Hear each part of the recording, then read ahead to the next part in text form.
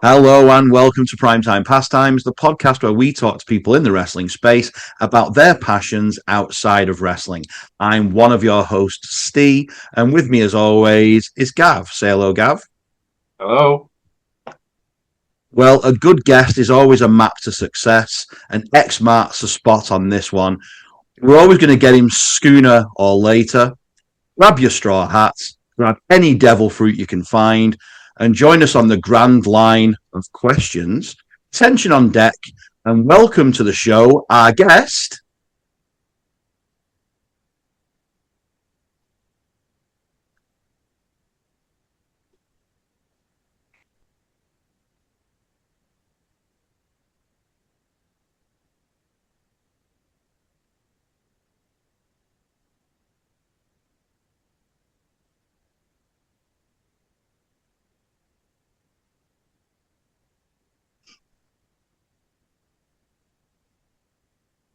Hey, bro.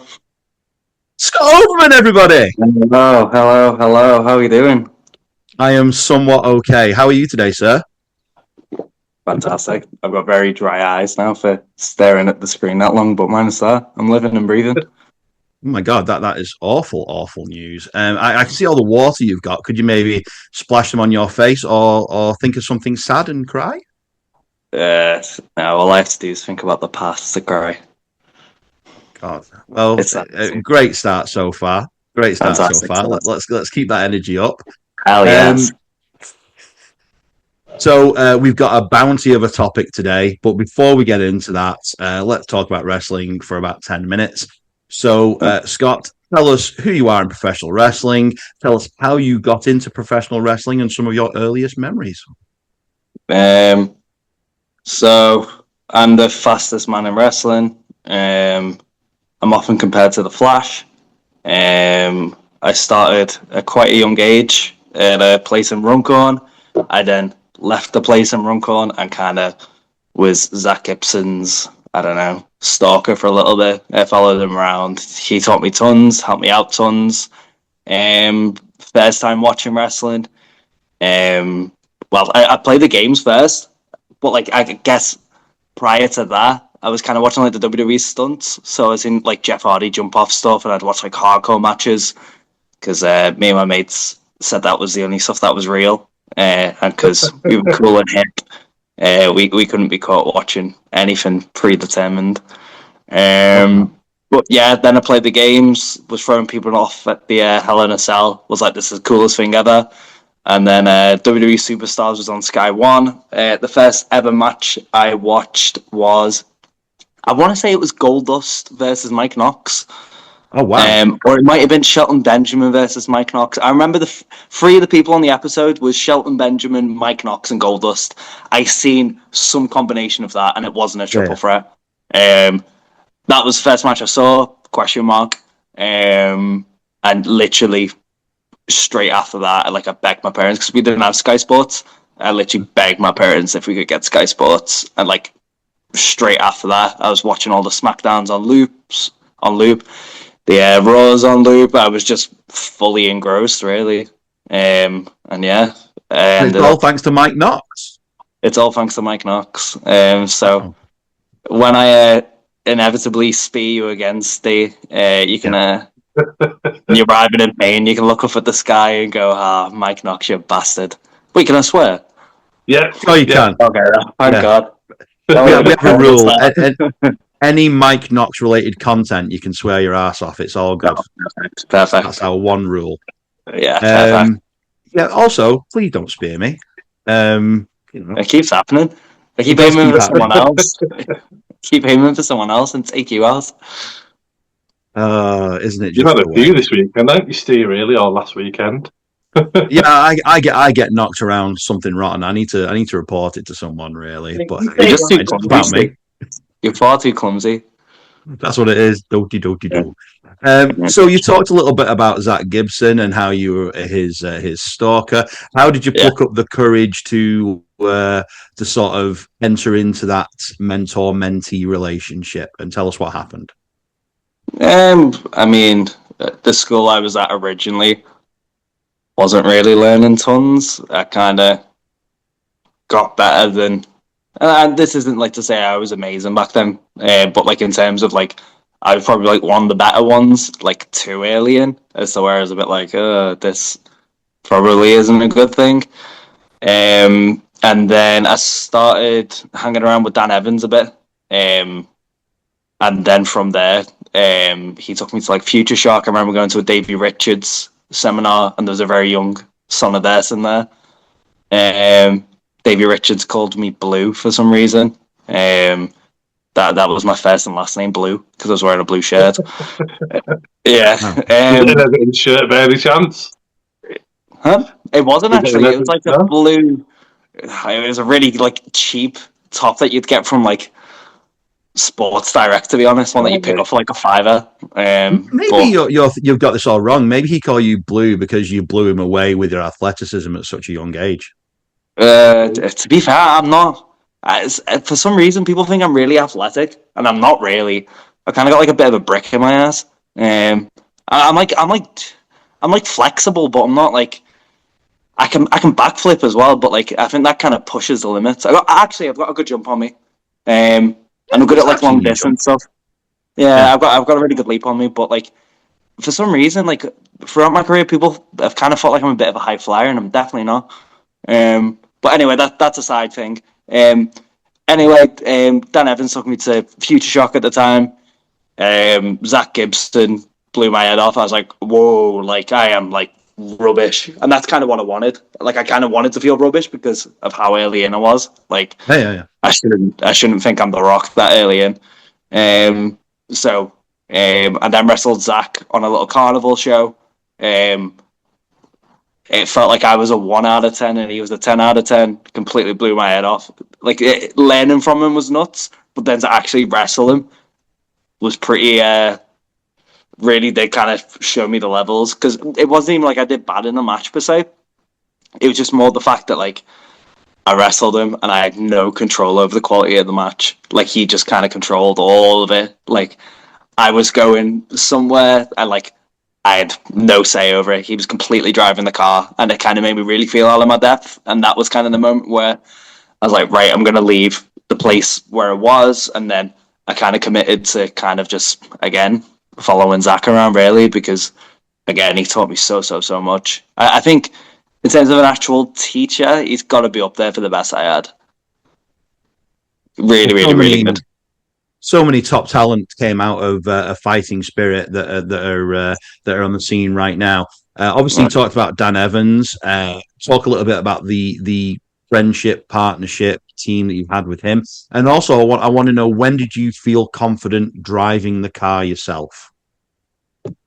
Yeah, so the friendship with Dan kind of started from going to Future Shock, really, and just kind of me asking, do you mind if I hop in? I'll meet you wherever makes your life easiest. He'd then kind of take me around, and from there, that's kind of where the friendship grew. And you know, we didn't really start tagging for like the opening like 5 or 6 years, but we did pretty well with it, considering it was only like a 3-year run. When you kind of break it down.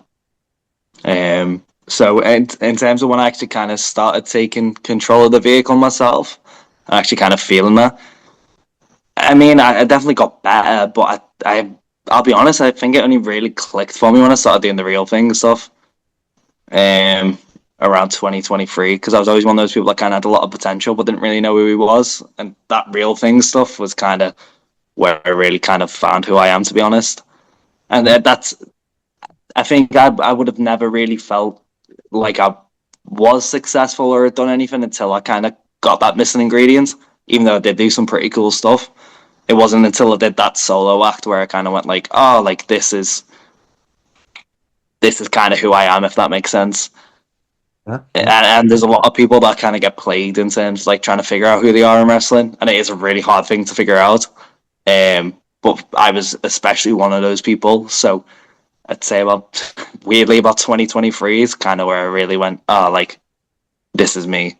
I can actually kind of take control of things, and that's when I started winning all the championships and getting all the like bigger bookings and that sort of thing. So you can kind of see it when it clicks as well, because the audience know it's real and it's not pretending to be something you're not. Yeah. And as soon as that happens, it just brings it up to that level. Yeah, That's the absolutely. thing I kind of noticed. It's great. Yeah, absolutely. You've hit the nail on the head. And like me and Scott Oberman aren't really that different, to be honest. I know people always say they like crank it up to 10, but like it's kind of somewhat true for me because like I genuinely am sometimes talking about stuff from my past and stuff because like I did have a little rough at like a little period. So like part of it is kind of me bringing that side of things out, and that's not something that's me day to day, to be honest. But like it's definitely a side of me, and it's a side of me that's like really amplified. But then obviously like there's like the silly stuff as well, because as Ant, the editor, always tells people like I'm the biggest goof going really, and like the biggest dork. It's the faces after the moves and the way we Yeah. engage with the crowd. Sometimes if I catch you and I'm watching, I just burst out laughing. I can't help it. It's just so good. I get a front row seat sometimes, and I can attest to just how goofy you can get sometimes. Yeah, I do get quite silly with it, to be honest. And that was one of the things I realized early on is I had a bit of a rubber face. So, I mean, that's kind of something I tried to use to my advantage, especially kind of because like when I was doing this stuff prior and I was just the angry guy, I couldn't really like articulate myself to like my full ability. Really, it kind of felt like I had to kind of close myself off a little bit. But again, when I kind of got to do the real thing stuff, that's kind of when I kind of got a bit more free liberty with things, and that's where I started getting a bit playful. And like Atomic was like my playground for that sort of thing. That was the place where I found myself because in the very beginning of Atomic, if you go back, I'm just the angry guy again. But then you can kind of see me more and more and more and more come out of my shell, and that's kind of how I ended up where I ended up now, really. Well, all credit to you, Scott, because you've worked on your game visibly in the last 3 or 4 years, and you're at a level now which I don't think anyone would have seen you at 3 or 4 years ago. So you're absolutely smashing it at the moment, mate. That's enough wrestling for now, Yep. and we'll move on to our chosen topic, which is, of course, One Piece. And a deep dive has never been so literal. Yeah. And a real treasure trove of facts I've got for you today. You're killing me with these. Yeah, and I will continue to kill you with puns. Not physically, because you'll beat me up. Dating back to 1997 manga roots, the swashbuckling story owes at least part of its popularity to its bombastic, vivid characters, but also its world building with many detailed maps compared to Lord of the Rings and Game of Thrones. It was only supposed to run for 5 years, and despite spanning 2 decades and over 1,000 chapters, the first half of the entire One Piece story takes place over 4 to 6 months before the time jump. Not only is it the fastest selling manga in history, it also holds the Guinness World Record for the most copies published for a single comic book at over 500 million. Toei Animation are responsible for the cartoon series, and they are also responsible for such classics as Transformers, as well as Dragon Ball Z and Sailor Moon. Whilst much of the story focuses on the many, many, many devil fruit users that bestows incredible powers, these fruits also take away the person's ability to swim, which isn't great for a story about pirates. The pirates themselves are often based on real people. Most notably, Blackbeard is Edward Peak, his real-life counterpart. Despite being pretty violent in places, Monkey D. Luffy hasn't directly killed a single person, but was so popular a character, he was the first anime character to feature on the luxury fashion magazine Men's Non-No. So, hope you enjoyed all those facts. Now let's explore our feelings. Oh, yeah. Hell yeah. So when was the first time you saw One Piece, Scott? So I actually watched it when I was quite young, to be honest. So it used to be Jetix. I think it was prior. I think it was called like Fox, something like Fox Kids, maybe. But I remember watching it, and it was like so. There's like different dubs of the show. So there was the 4Kids dub, and they kind of took One Piece, which is kind of mature in some areas, and they kind of like really made it very childish. So like for instance, one of the main characters is called Sanji, and he smokes. And instead of a cigarette, he was sucking on a lollipop. They swapped guns out for, I can't even remember, it was something really stupid. So that was kind of like my first taste of it. And I was like, this is all right. And then years passed, and I want to say that, like, apparently, like most things for me, I got one of the games, and I smashed it. I was like, this is sick. I should really give it a go. Like, I love all the characters. It seems like quite fleshed out because I was kind of get like a preview of what the story was through that, really. And then I asked my little brother if he fancied watching it.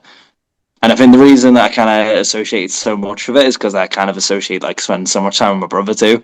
Because like we got like, I think we're 1,100 episodes in, which each episode's about 22 minutes, and we'd always watch like the intro and the outro and stuff. So you do the math on that one, and that's a lot of time committed to one thing, really. And yeah, I love the story. I genuinely think like media wise, it's the biggest masterpiece they've ever done. Well, that's ever been done, to be honest. You'll get something at like chapter 5, which you get like a question mark there, and then it doesn't get answered for like 900 chapters later, and then it kind of connects everything, and it's just this mad wave of like. Honestly, I don't know how, because it's done by a guy called Oda. I have no idea how he's done it because it's like the craziest thing that's been mapped out, and it's all kind of been like it's mad to say he's known from like 1996 or 7, whenever it was like first started. He's known from then what he was gonna do in bloody 2026. Like he's still kind of answering things from like way back when, and I think that's kind of like the maddest thing about it. Because like me and my brother would like theorize, like, like what's this guy gonna do when's he gonna come back? When's this gonna? And like again, it's just kind of, I think it's the world building of it. It's such an impressive. My son has just got into it, so obviously when like One Piece, I was like, oh okay.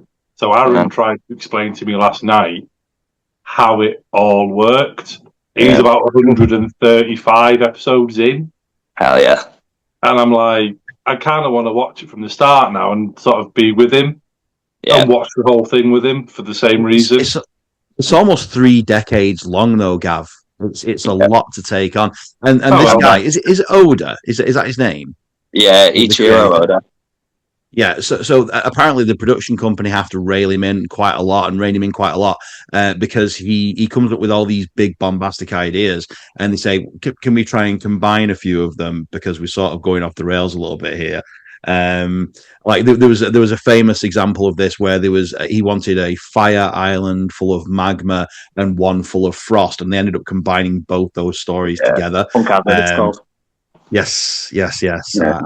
I did my research on that. Looks very, very exciting. So I'm guessing it is largely the cartoons that you watch then, or have you seen the live action? Do you read the manga? I've seen the live action. The live action not as good, to be honest. The live action, in terms of live action adaptations, is probably one of the best ones, but it's still a bit all over the place. I think it's quite hard. Like for instance, like one of the early arcs in One Piece. And I think that's probably like the first area where it gets really good. It's called Fishman Island. No, it's called Arlong Park. Fishman Island comes later on. But the point I was going to get to is the people in it are fishmen. Now, one of the guys is like because again, everyone's quite humanoid. It's a big shark, and he's a human at the same time, so to speak. So to then translate that live action, it doesn't look the best. Like if you actually search the name, if you look at the character Arlong, who's like the main guy of like the gang, he looks great in the anime, but live action he looks a bit phony. And he's not the guy that eventually joins the Straw Hats, is he? That's another guy. No, that's Jinbei. He has a past with Arlong. That's what I mean about before, about like all the characters, the connectivity in the world. Yeah, it's insane. It's absolutely insane. But yeah, the guy that you're on about is called Jinbei. He's like a karate guy. He's like a big fish. He's quite cool. Yeah.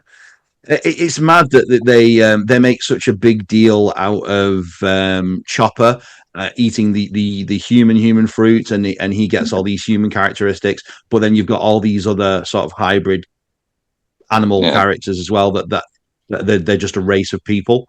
yeah. So like Yeah, the fishmen, their own race, and then you'll get people who. So there's three types of devil fruits. yeah, There's Logias, zones, or I always forget what the term is for it.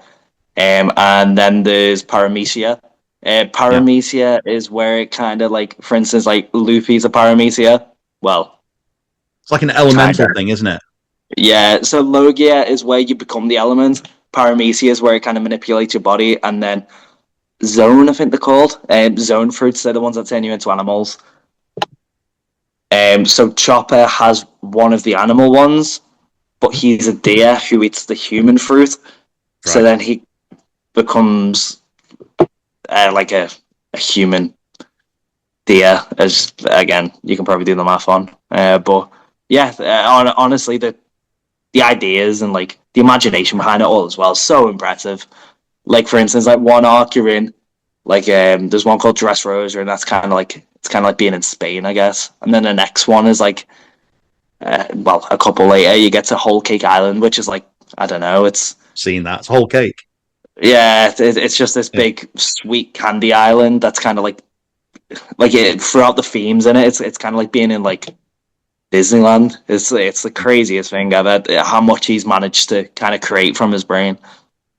Because each character has a new design as well. He must have like thousands and thousands and thousands of characters, and the designs keep on 100%. getting. Yeah, the designs are so impressive as well. And Yeah, they're so I think vivid, and I think it really, really works in manga, and I think it works in anime. But to your point, I think you lose a little bit when you put it onto a live action setting. yeah, it It's doesn't almost sound like right. I'm not supposed to be seeing this.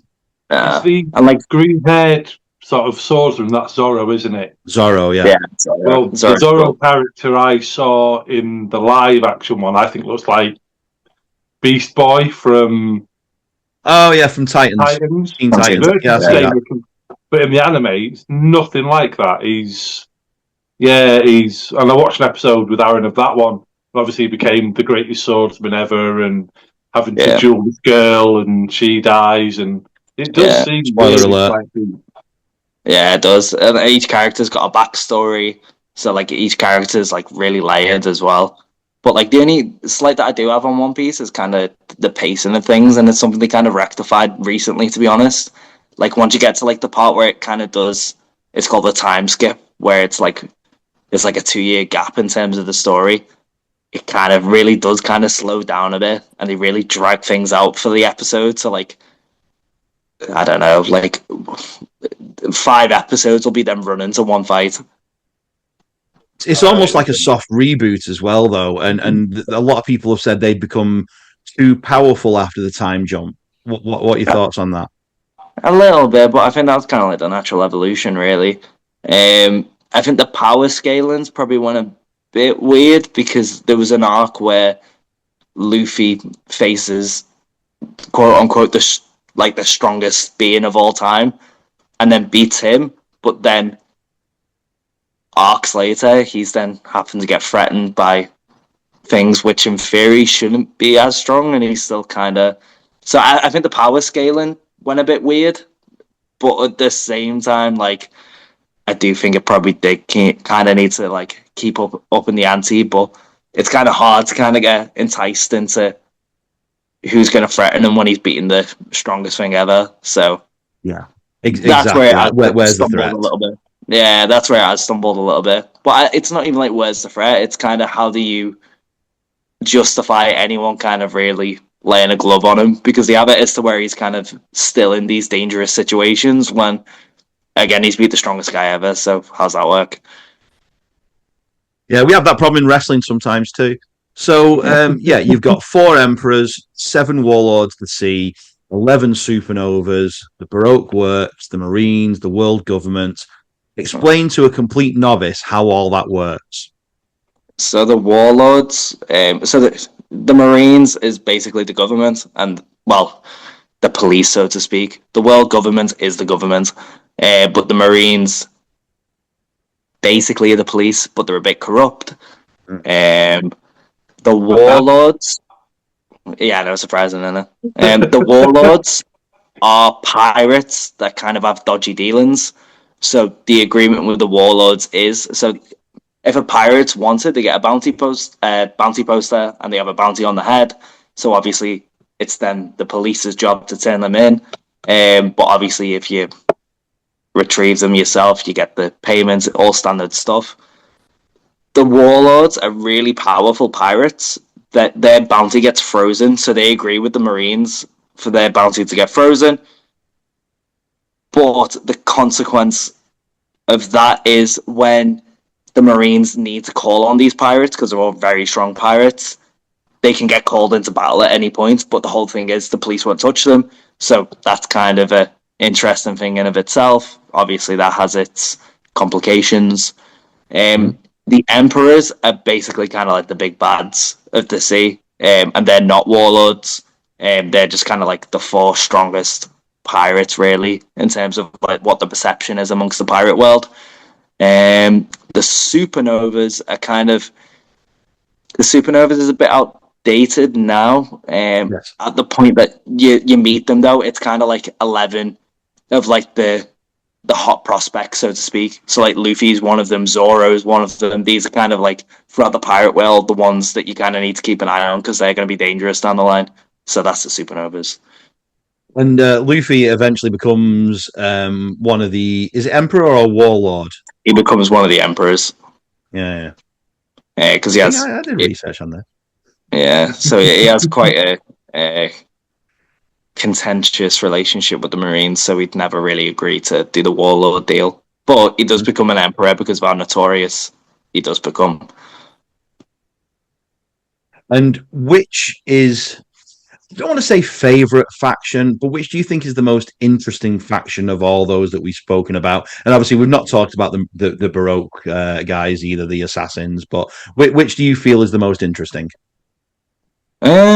I mean, there's so many different crews. Like Baroque Works is kind of like a mini thing, to be honest, in the grand scheme of things. They're like the assassins for that one arc, but then, Yep. for instance, you got CP9, which turns into CP0 later on, and they're kind of like somewhat like they're kind of like the FBI. So there's them. They're pretty cool. There's so many different pirate crews. You've got like horror themed one. You've got the fishmen, which are kind of their own separate thing. You've got scientists. You've got warlords, like we've obviously discussed. In terms of my favorite crew, I know it's probably like the worst answer to give, but it is the main one, and that's the Straw Hat crew. And it's not just Straw Hats. it is. You've got to say It is something other than Straw Hats. No, it's and like my favorite character is Luffy, and that's the most boring Yeah. answer you can give, but he is. Well, He's like the most developed one.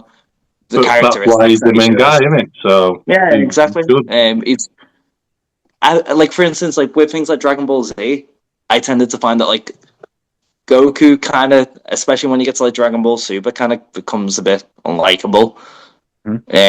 Whereas Luffy throughout all of it, and again we're like 1,200 chapters in now or something mad like that. Like he stayed just like likable throughout, and somehow the character just keeps on maturing, and it's something that's really cool to see. And he stays true to his principles, and I mean he is kind of the core of the story, and the themes of the actual of One Piece itself, and he kind of is that as well, and that's kind of the most powerful bit to me because it is kind of like a story of freedom and adventuring and kind of just going out there and kind of doing whatever you want in your life and living your life till you to your fullest and all that sort of thing. So he probably is my favorite, to be honest. And then obviously the rest of the characters are really fleshed out too. So yeah, I mean, which do you think is the okay? We'll step away from Luffy for a moment. Yeah. Which character do you connect to first of all on the Straw Hats, and then which do you feel is the best antagonist specifically for Luffy? Outside of Luffy, my favorite Straw Hat, I really like Sanji, but Sanji does my head in a bit too much because like he's kind of a bit too pervy. when it's actually him as the character, he's really, really good and really, really interesting, but he does kind of get a bit too caught up. Like, there's a part where they go to the fishman place, and Sanji, like, story-wise, genuinely nearly dies from a nosebleed because he sees some mermaids. So, like, Relatable. that stuff kind of, I'm a bit like, oh, come on now. And then it's like 3 episodes of, like, them all panicking that's, like, he's going to die, and yeah, it's just a bit of a nuisance, to be honest. But, like, as an overall character, he's actually really cool. So probably Sanji. The second half of your question was I want to talk about antagonists. So, which is the antagonist. best foil for Luffy specifically? I mean, there's a few answers probably for that one. It's hard to say. Give me a top I think three then. Let's go for a top three for you. though Flamingo is probably the best villain in One Piece. He's a cracking villain. I don't really necessarily know if he's completely a foil to Luffy specifically. I think the foil of the story is going to be Blackbeard. Yeah. But we're not at the point yet of fully we still haven't fully explored Blackbeard because he's probably going to be like endgame. So Yeah. he probably will be the best foil. So I'll probably throw him in there. Let me think of one more in terms of villains. Let's explain who these people are to those who might not have actually seen One Piece, because I know a little bit about them, but look, try and explain a little bit more what they do that so irks our boys and girl. Doflamingo, he's one of the warlords. His power is he's basically a puppeteer. So he can use strings that he fires from his fingers, but they're invisible. That basically allow him to control people. So obviously, evil person can do some pretty mad things, that sort of thing. But he can also kind of use strings as like you can send them into like blades and stuff. At one point, he nearly dies and uses the strings to kind of get his heart beating again. He can do a lot of really cool stuff. He can get his head chopped off and use the string to pull his head back on. He's kind of Spanish themed. Like his first name's Don Quixote. Great looking character as well. Yeah, really vivid. Really cool. Yeah. When they do live action Doflamingo, I think people are gonna be very interested in him. He's gonna be. I think you'll get a few wrestlers pretending to be him, because he's like quite flamboyant and he's really charismatic too. But that's Doflamingo. Blackbeard, again, we don't fully understand the extent of who and what he is. But there's little moments that they've hinted that his philosophy is not that different from Luffy. Like the way that they meet is them having a cherry pie together at a bar, and they're both kind of talking about what life should be, and they both kind of say the same things. But then Blackbeard goes on to do some bad stuff. So yeah, that's Blackbeard. But again, we don't know the full extent of him yet. So. We'll talk about the powers as we understand them so far. Because I know we don't even know if they've come from a fruit or anything yet. We don't really know a lot about him, do we? No, so Blackbeard has 2 fruits. He's the only person that has 2. But we don't fully understand how and why yet. Because if you have 2 fruits, it should cause you to die, essentially. But somehow he's kind of got away with the fact that he does have 2, which is kind of a very interesting concept. And he kills Whitebeard, who has one of the strongest fruits, and steals his. But we don't know how he did it, because it's kind of done undercover. But then the other one is one that he stole from Whitebeard's crew, because he was on his crew kind of in disguise, and then stabbed them in the back and stole the fruit. So we don't fully understand that yet either. But yeah, he's got like darkness powers, and then he's got power which it's called a tremor fruit, so he can cause like earthquakes and manipulate the earth and like the tectonic plates and that sort of thing. So that's Blackbeard's powers. Real. Yeah, big. So that's 2. So what's your third? I'm trying to think of someone that's a bit more outside the box, because there's a few characters that probably don't really get the love that he probably deserve.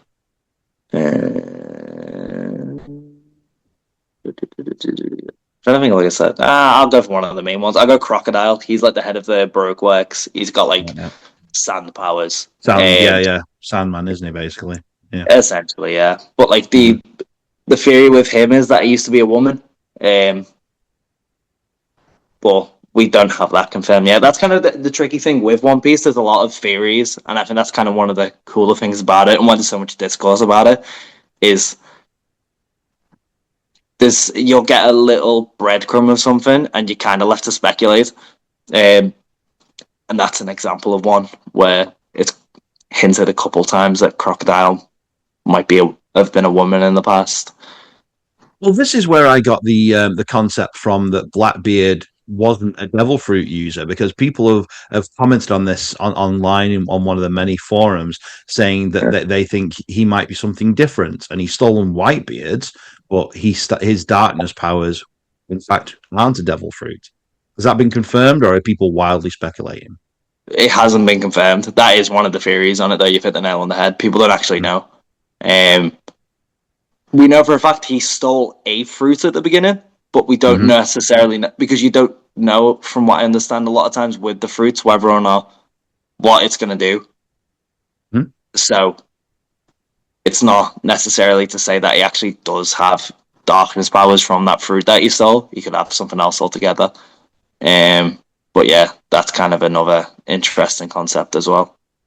The whole fruit thing is interesting as well. They almost like reincarnate. So explain to the audience what a devil fruit is, as far as you understand it. Yeah, so the devil fruits are fruits that obviously give you powers. It takes away your swimming capabilities. So we don't actually fully understand where they originate from yet. But like I said earlier, you can only have one, otherwise you die. Yeah. And if you do die, that fruit then It comes reincarnates back. someplace else. Yeah, it comes back. So one of the big characters does die in the story, and then a relative of his then ends up taking said fruit when it comes back. So is everyone's fruit unique then? Is everyone got a unique fruit? yeah, We sure do, Gav. yeah. So everyone's sure got unique powers. But again, I one of the things that I also do like about One Piece is kind of the creativity of the powers themselves. Yeah.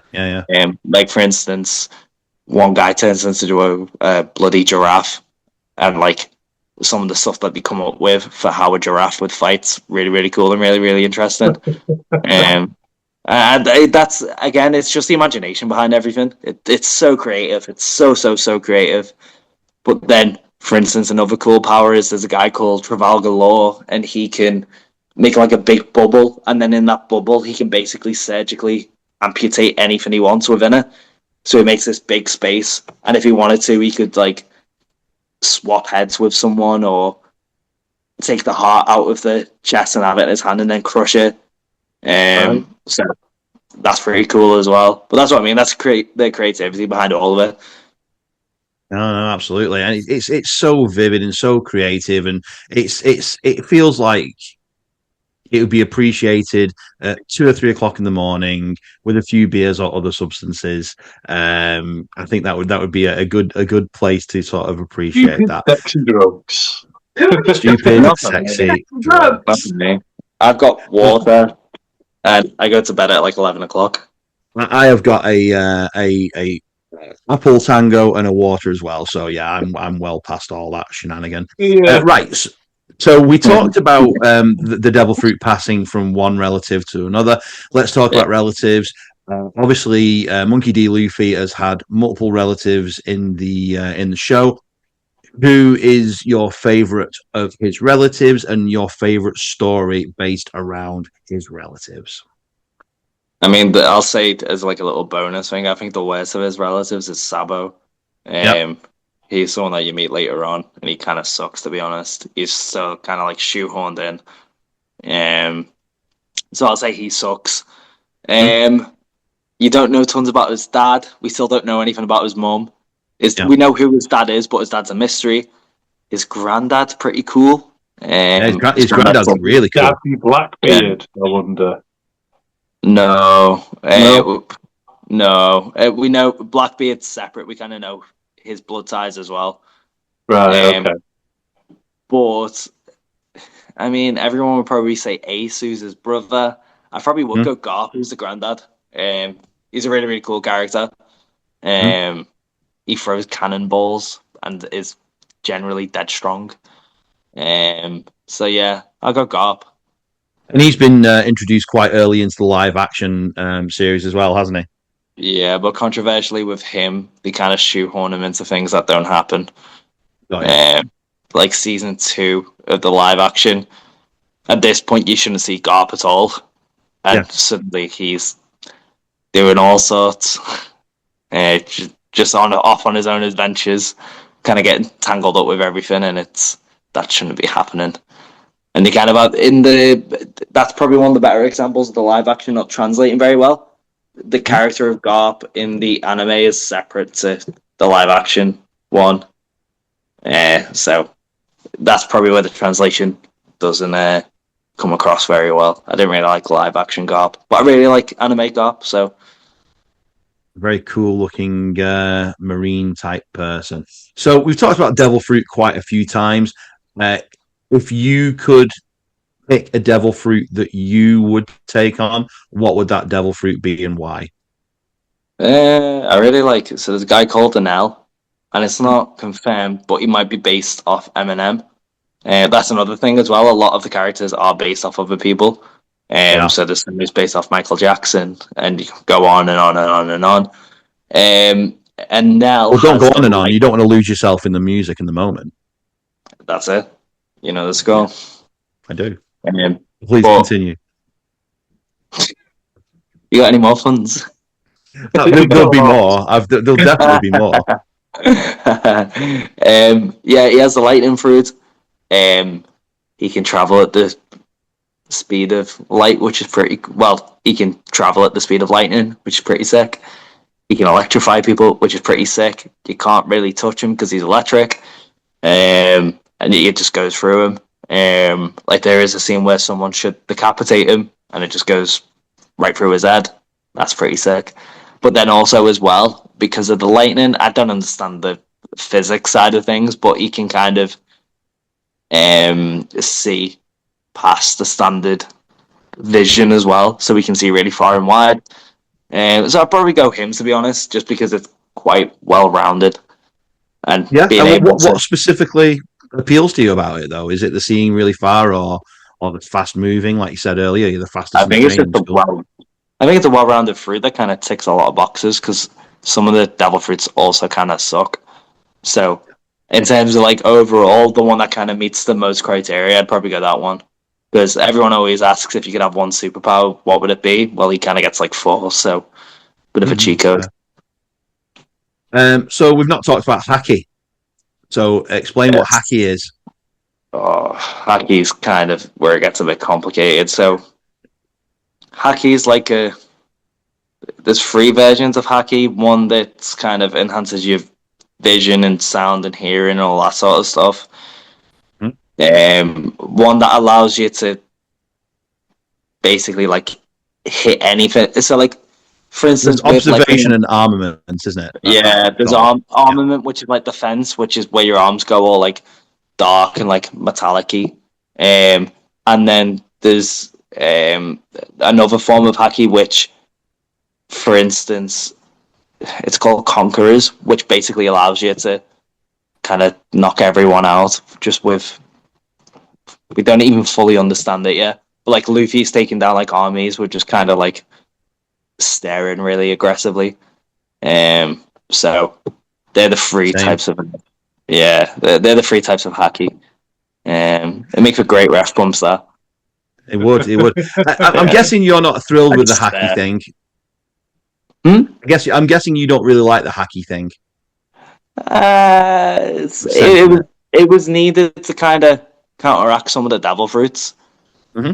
but at the same time, it then also kind of they It was a kind of bit nerf a lazy. few things. Yeah, and it gets a bit complicated too, because it does because there's like levels to the hacky as well, and There's like a then little there's skill tree for it, isn't there?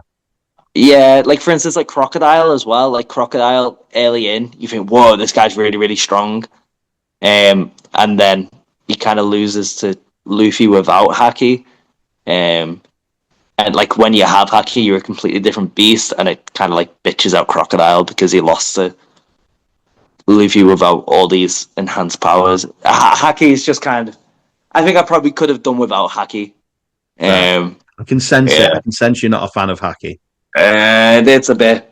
It was needed, but I don't know. I don't know if it's been executed in the grand scheme of things very well.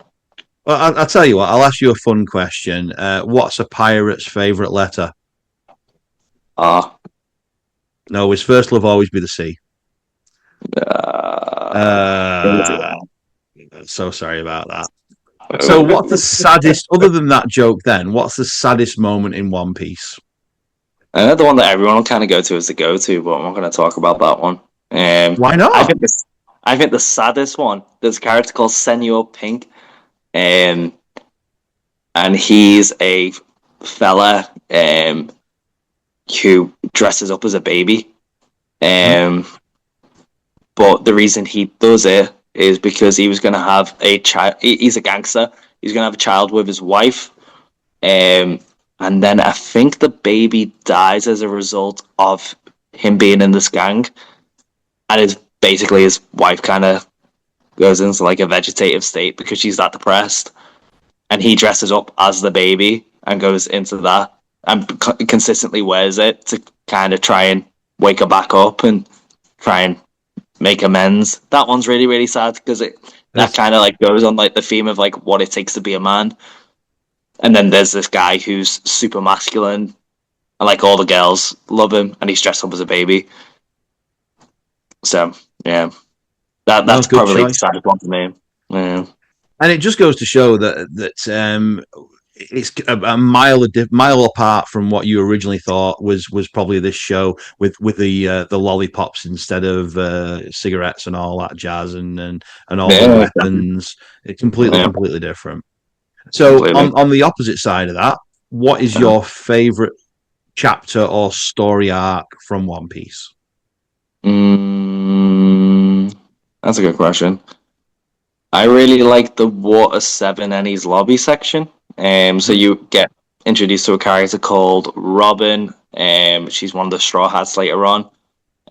She's wanted by the government because she can read old text, and in those old texts is all the secrets of the world where the government might have been a bit dodgy.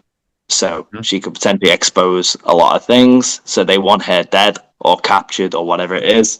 Um, and she gets captured for the sake of the Straw Hats. The government are dead strong.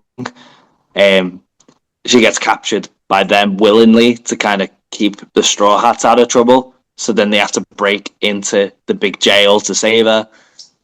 All the while, the ship's been destroyed. Luffy has a fight with one of his crewmates, and he leaves the crew. So they need to get a new ship as well, and they somehow make the death of a ship incredibly emotional and really, really sad. The fights are awesome. The creativity, that's where you meet the draft. And that's really, really cool. You get big moments for all the characters as well. Yeah, it's just a really, really, really well-rounded story, and the emotional bits hit really hard, and it kind of goes on a bit of a roller coaster as well. So I'd say that section because I thought, even though he's not the most fleshed out of characters, I thought one of the bigger antagonists, Rob Lucci, was really cool because he tends like a jaguar, and I really like his design. So yeah, I think that's probably my favorite section. Everyone will probably say Marine Ford or that section that I spoke about. Well, this is about you, sir. So whatever. So how accessible do you think One Piece is to a fan getting into it now? Do they need to get into it from the beginning? Is there any way to get into it later? No, yeah, it's not very accessible at all, and that's kind of the big challenge of One Piece. Is Yeah. it's just not accessible at all. It's so hard. It's such a commitment. The one thing I will say is I think they're kind of aware of that, and then the live action show was actually really popular. So what they've done is Netflix is basically doing a enhanced visuals manga, which is going to go onto Netflix. Right. which cuts a lot of the corners and starts from the very beginning. So that's probably the best place to start, to be honest. So there's going to be some form of accessibility soon, but it's only going to cover up to a point, and then they'll release a new season, and you're probably going to have to be in it for the long term. But that's probably the most accessible way. If you see the recreated one that they're doing and then fall head over heels and go, oh man, I want to watch more, you're in for a marathon, really. I can see people doing it. I think I did see that. Starting from the Netflix thing is a good start, but again, it is. Well, it's did such it with Games of Thrones, didn't he? Like you could literally recap like 3 or 4 seasons, but you didn't miss a great deal as long as you hit the bullet points. But I'm guessing One Piece definitely do. Yeah. So, like I said, because you'll get something in one episode that then is answered 500 chapters later, and it is quite important to the overall thing. You have to remember that for 500 chapters as well. Maybe the Netflix show. I was going to say maybe the Netflix show is the way forward, because even though you don't like the way they've handled the grandfather character, at least they've sowed those seeds in, and they can possibly do that with other characters and themes. Yeah, I think, to be honest, the recreation in the manga is probably the way to do it, because again they cut a lot of the fat off of it as well. Yeah. And it is the enhanced visuals and stuff as well, but they're also going to hit all the key points still. So I think that's probably your best starting point. The live action's probably your second best bet, to be honest, but again, it doesn't actually really do justice to a lot of things, like some of the characters. Stay home and watch all 1,300 episodes. Yeah, you can do that as well. Get yourself a sick note and blast through it. Sick time. Right. Okay. So we're gonna come to the end of it now. I'm going to ask you a series of questions in the form of a game now. So it's going to be based around devil fruit. Yeah. So obviously there's 200 types of devil fruit in the world of One Piece.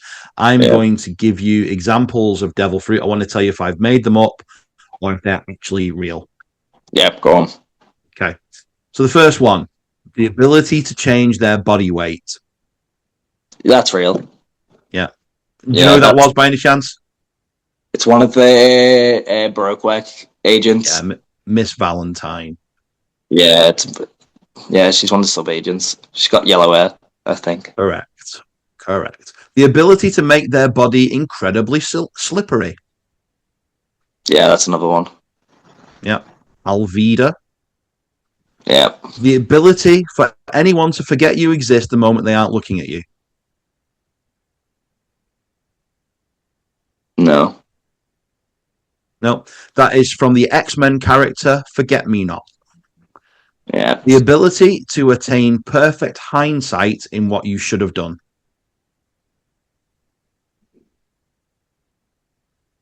No. Correct. That is also Marvel. That is Hindsight Lad.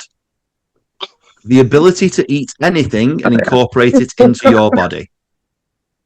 Yeah, that's a real one. That's Wapol. Wapol. Yeah, that was the easy one, that. The ability to split their body into spheres.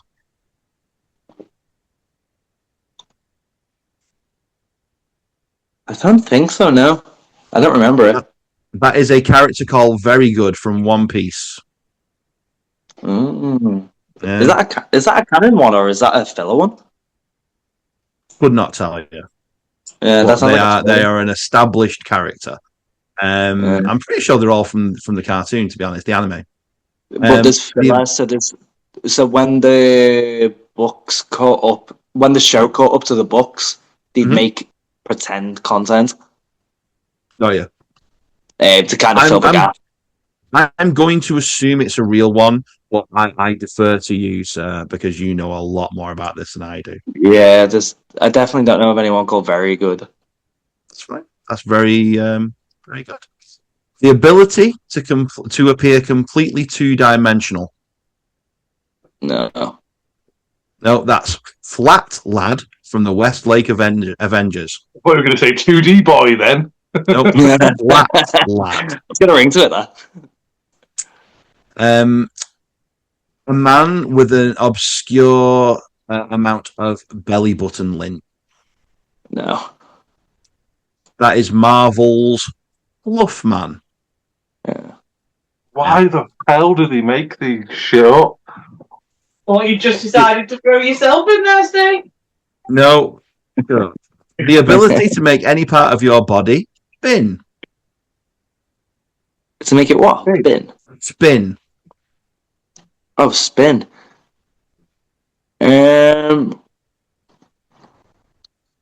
There's definitely like spinning things to an extent. I'm gonna go yes. You're correct. A character called Buffalo. Yeah. The ability to transform yourself into a jacket that someone can wear that then gives you the ability to control that person. No. That is true. That is a character called Kelly Funk. From One Piece. Kelly Funk. From One Piece. Kelly Funk. F-U-N-K. Like Terry I'm Funk. fully on Kelly. Scott's side here because he's literally like, this has got to be some weird book This you is found. filler. This. Let me take a quick scan. This has got to be a filler character. Okay, Kelly Funk. that's Kelly Funk. K-E-L-L-Y-F-U-N-K. Steve's going to get shown up. No, not necessarily. I just think it's a filler character, and I don't watch the filler. I think he's went for the obscure people. Kelly Funk, One Piece. Yeah, there is. Is Well, it? guess what? Your boy Steve was right again. Is Kelly Funk is an assassin from the? Oh, he's one of the Colosseum characters. He is. He is a canon character. To be fair. Yeah. Well, yeah. On that bombshell, Yeah. that brings us to the end of today's show. Thank you so much for joining us, Scott. Where can we find you on the social medias? You can find me at the Scott Oberman. Wonderful. Simple. That's it. Elegant. Instagram and Twitter. The Scott Oberman. Great stuff. Thank you so much for joining us. If you are involved in the wrestling space and want to appear on Primetime Pastimes, please let us know and we'll be sure to get back to you ASAP. Otherwise, thank you for joining us. Have a good evening. Have a good morning. Have a good day whenever you're listening to this. See ya. Bye.